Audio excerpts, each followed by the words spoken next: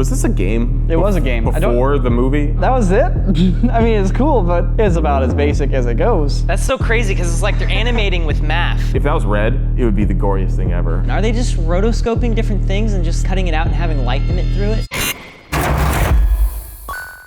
Thanks to Skillshare for sponsoring this video. Stick around to the end to see how you can get a free trial of Skillshare Premium membership. Hey everybody, welcome back to another episode of Visual Effects Artist React. Today we have an extra special episode. It's the Tron versus Tron episode. Hey, do you guys know why it's called Tron? Because it's Nort. Nort? Based on the game Nort, but they lost the rights at the last second.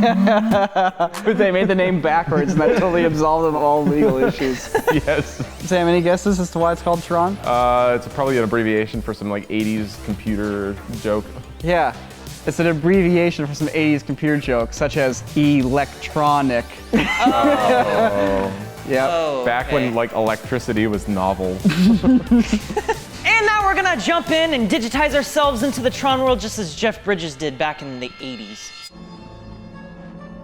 I've never seen the first Tron movie. Really? What do you think of these computer graphics? Are these computer graphics? These are computer graphics. See, that's what I find kind of confusing about this, because this is actually before CGI, but is that not CGI? That looks... This is CGI. That's what I'm saying. This is before the stained glass man that was essentially the first CG character. So these are not CGI shots that you would normally kind of consider, but they are still generated by a computer. I mean, this is definitely 100% CGI. Okay, yeah, that is absolutely. Anytime you're seeing a grid or those 90-degree turns. I would have been blown away as a kid watching this. Like the coolest arcade, the coolest design, great intro. What about that? No, I'm totally into this still. So this is interesting. There's a lot of real plate elements of people here being composited into CG backgrounds. It's like the people are the worst part of it in a weird way, because like everything else is pretty crisp and there's some cool aesthetics going on. Tron came out in 1982. This is like kind of pre-computers. I mean, computers are around, obviously. They're doing CGI in Tron, but it's definitely very fast and loose with like the idea of what like the computer aesthetic is. So the thing that's definitely catching my eye first are all of their suits are emitting light in kind of an interesting way. Now, of course, these days you'd have like EL wire, but sure, they didn't have that back then, or EL strips. Maybe they could have done like the reflector kind of trick where you put reflective material or something on your clothes and you can put a light next to the camera, and so suddenly everything just gets illuminated. If they weren't trying to also composite them on CG backgrounds, they could have possibly gone that route. They didn't go that route? They didn't go that route. Well, how did they make that? Oh, wait, hold up. Is that a real set? Is that a real set? That's a real set. So how are they doing all of these light effects then? Are they just rotoscoping different things and just cutting it out and having light emit through it? It's like a weird combination. So what they ended up doing is they filmed people wearing black and white costumes on a black background. They used Kodak Kodalith film, which is a hyper contrast black and white film. And then you could invert that and the black stripes would end up becoming white, and then you could backlight that, throw a gel on the camera, and get glowing lines that lined up. The problem is you had to cut out every single frame by hand for the silhouette of the person. And then you also need to have the background in a separate pass. And not only that, they also did a face holdout so they could brighten the faces.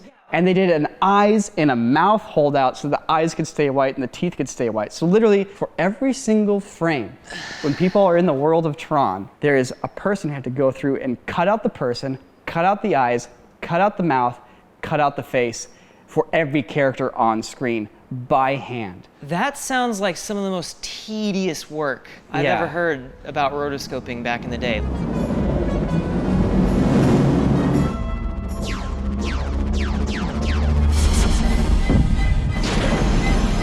This tank has Fong.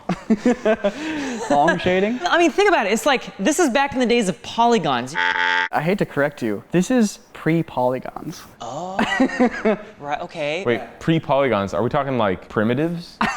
Kind of. They had to go to different computer companies, and each company had their own software and their own computer for rendering, and they all worked differently. So Sid Mead, the famous sci-fi artist, had designed these really cool motorcycles, and the company that was tasked with making them, the way their 3D program worked is they only had certain primitives that were built into the program, but that means that you couldn't design your own shapes, whereas another company could have you actually design a mesh. But you can see that those flying tank things, they're all made out of like basic primitive shapes. It's pretty interesting because like some companies could render like solid shapes, others were more like wireframe based. In fact, there's a really cool way that they did wireframes if we look at when Jeff Bridges gets sucked into the computer. I'm warning you. You're entering a big error, Flynn. And Gonna have to put you on the game grid.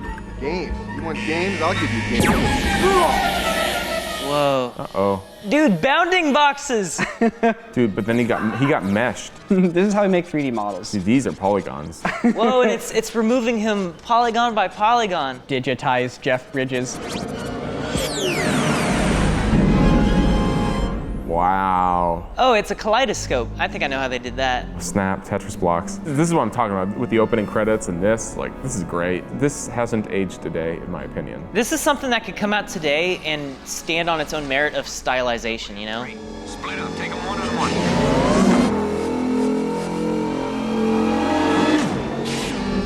Was this a game? It was a game. Before the movie? I don't know if it was before the movie. It definitely was a game after the movie. This reminds me of Snake. This is like competitive Snake.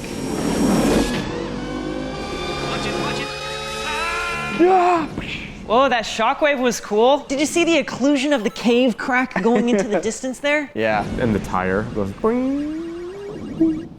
So the scene, it's a totally functional scene, right? It tells a story, there's motion to it, there's logic. But what we're totally taking for granted is that the scene is animated. It's computer graphics, but they're animated computer graphics. When it comes to animation back then, there weren't tools for animation. You could build a scene, and you could put things in the scene, you could set them in the scene, but that's all you could do. You could just set things in the scene. Here's how they had to do it. So there's 6 numbers you need to animate an object. You need its position in X, Y, and Z space. Then you need its yaw, roll, and pitch. So 6 numbers. 3 numbers for the rotation, 3 numbers for the position. 6 degrees of freedom. So the animators literally had to sit there and draw out on a piece of paper, not on like a spreadsheet. Spreadsheets don't exist. It's literally written down by hand. They'd have to go through and enter the values for all 6 of those numbers for every object per frame. So like just 100 frames of animation for one object is 600 numbers that you have to go through and punch in. And you can't watch it until it gets rendered out, exposed onto film, and then screened. That's so crazy because it's like they're animating with math without any visual cues. Can you imagine like having to do a CG render, but it's like, okay, I rendered it, now I have to wait 3 days for the lab to come back with the film exposure. Or it's like, sir, I have an idea for a shot. And you hand over this piece of paper with all these numbers. And he goes through, it's like, this is really nice. Yeah, this is a cool idea. Maybe you should go that way. Oh, interesting twist there, huh? So it's kind of funny. Apparently, we lost subscribers recently, and I think it's because everyone accidentally subscribed to corridordigital.com, our website where you can get everything ad-free and merch discounts and exclusive shows. The thing is, it's okay. Just a reminder, resubscribe. We'll be all set. Thanks. I find myself being surprised at how much computer stuff did go into this movie. There's some live action stuff here shot of the people, but as you're saying, each person is rotoscoped out, so the background is 100% created from scratch, whether through digital means or cartoon style drawing means or whatever optical effects to create that sort of background look. The people are the only things that are captured for real, which is kind of interesting when you compare that to the most recent Tron movie, Tron Legacy.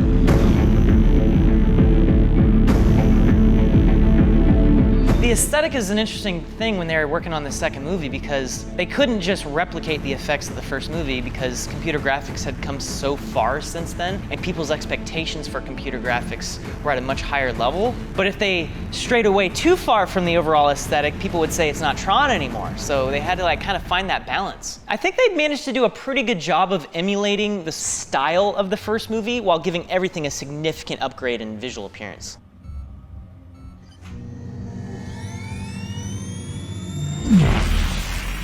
That's a sweet effect. That was it? I mean, it's cool, but it's about as basic as it goes. I mean, it's pretty sweet. I liked it, but It looks nice, but it's no frickin' flying into the air, getting frozen and demeshed. Yeah, I mean, the other shot was literally like a groundbreaking shot.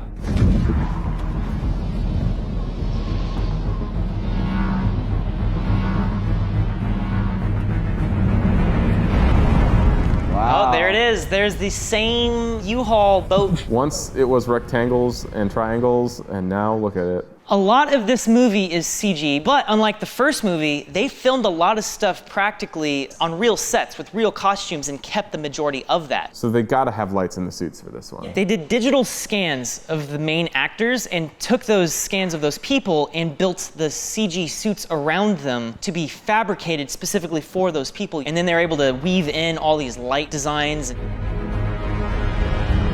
This It's interesting seeing this like wide city shot after looking at the original Tron. Immediately there's like technological things that stand out to me. Everything from volumetric clouds to reflections to motion blur to things being out of focus. So I think reflections and refractions, that was probably one of the biggest challenges of this movie. Something that this movie did that the first movie did not was film everything in stereoscopic 3D, which means a 2-camera system. You have one camera pointed forward here and then another camera pointed through a mirror slightly offset to give you that interpupillary distance of your eyes for a 3D movie. And you know, that's already a challenging task, but when you throw in the fact that every surface you're looking at is going to give you a slightly different reflection, and almost everything you're looking at is a reflective surface, it's a monumental task for not only the filmmakers, but the visual effects artists. There's definitely irony in the fact that the set is real, and the costumes are way more real, but just so much more is practical compared to the commitment to like the first Tron being an animated film.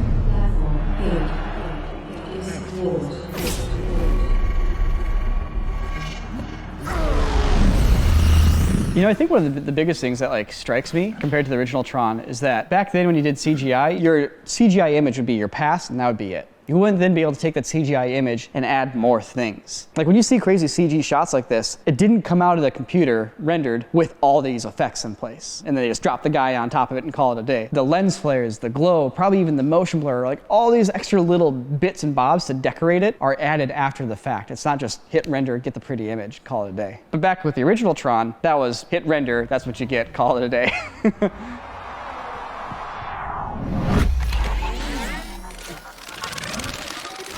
So obviously the light cycle's got a huge upgrade. They have lights on them. Did they have the trails in this movie? Yeah, there they go. There's the trails. And I love the look of those trails. That like slightly transparent, fine edges look to them. The jelly glass thing. Jelly glass. I like how every time someone dies, they explode into like crazy glowing neon liquid blocks. Yes. It's so satisfying. Look at this, boom! And if that was red, it would be the goriest thing ever, but it's not, and so it's super sweet. Yeah, so they were inspired by the first movie's de-resing effect, where anytime someone dies, they would kind of like flash and then fade out. But this time around, they decided to take that to the next level and actually have the person like disintegrate into these digital cubes. The director had seen this commercial and was like, I like that effect. Let's kind of do something similar to that, but for Tron. It's really cool. It's a Houdini simulation where they have the match-moved person basically just disintegrating into these little digital cubes that just splash out on the ground. And then they took that a step further for the cars. So the cars are actually filled with liquid, so when they break up and explode, you get like those liquid simulations of splashing magma flying around, which looks really cool. That's super cool. It's really cool going and doing these comparisons between an old film and a new film that are in the same world. If there's any other comparisons that you guys would like to see, whether it's like a classic film and then a remake, or that's really all the options there are, just a classic film and a remake. So yeah, let us know. So comparing the new Tron to the old Tron, there's something that really stands out to me, and you mentioned it, Sam, when it comes to like the sets and the costumes. When you see that crazy shot, it kind of takes your breath away. And it doesn't take your breath away just because it looks cool. It takes your breath away because somebody made it. And you see the craftsmanship and the artistry, and you can imagine somebody sitting there like painting all the lines and designing it. And in a way, with how good the visual effects got in the second Tron, they're almost so good that you lose that concept of somebody being able to go out and make it. Well, here's the thing though, is the old Tron, it commits hard to, hey, we're in a game engine, we're in a computer, this is digital. And then in the new Tron, they're kind of like, we're gonna set that aside for a little bit here and just go off on our own style here. You look at that, it doesn't feel like you're in a computer anymore. It loses that raw feel of being on a circuit board with your motorcycle. I feel like if they're gonna make another Tron movie, making it feel more retro could probably pay off. Yeah. Like the ultra slick design, it's cool and all, but where do you really go from there? You're right. Make me a cool movie with old-fashioned polygon style art direction. If we tried to recreate that light cycle scene, I bet you I personally could do that in like a day, maybe a day and a half, which is crazy. Honestly, I feel like I could pump out a chunk of this whole scene in an hour. I'd agree. If you guys want to see us try to recreate some shots from the original Tron and like document the process, let us know in the comments below. We'll give it a shot here in a video. Hey, what's up? So everyone here at Corridor, we all have different jobs, we all have to wear different hats, and each of those jobs require different skill sets. And sometimes it's a bit of a challenge to learn those skills. So thanks to today's sponsor, Skillshare, it's easier than ever to expand your knowledge. Skillshare offers classes that are designed for real life, you know, like real practical things, not just like video and editing and photography, but like marketing as well. You know, all kinds of different classes exist for the real world needs that you might be facing. For instance, I really enjoyed the course from Kevin Kennedy on how to use Fusion 360. It's a 3D modeling program if you want to do like 3D printing and stuff like that. He teaches you everything you need to learn how to use the program in just 30 days. An example of a real life application, I was able to apply those skills to a real life project in my Nerf drone video. Skillshare is also incredibly affordable. An annual subscription will only cost you $10 a month for everything you could possibly want to learn. And guess what? The first 1,000 people to click the link in the description will get a free trial to the Skillshare premium membership. Hurry! I bet there's gonna be 1,000 people clicking that link. If you wanna be one, click it right now. If there's ever a place where investment is worthwhile, it's in your brain and expanding that brain space to be a galaxy-sized brain. So, jump on your learning today. You know how it goes. There's so much there that we still didn't even get to. Maybe we'll tackle that stuff in another episode at some point down the line. But for now, thanks for watching. I really appreciate you tuning in. And I'll see you next week in another episode of Filmmaking People Crew React. PAs react to the best coffees at Starbucks. Yeah. You want to guess someone hit the outro theme and call it? Yeah. Actually, I haven't seen either of those movies. But it's pretty cool seeing some of these clips. Wait, have you really not seen them? No, I haven't seen it. I haven't seen any movie we've done on this show.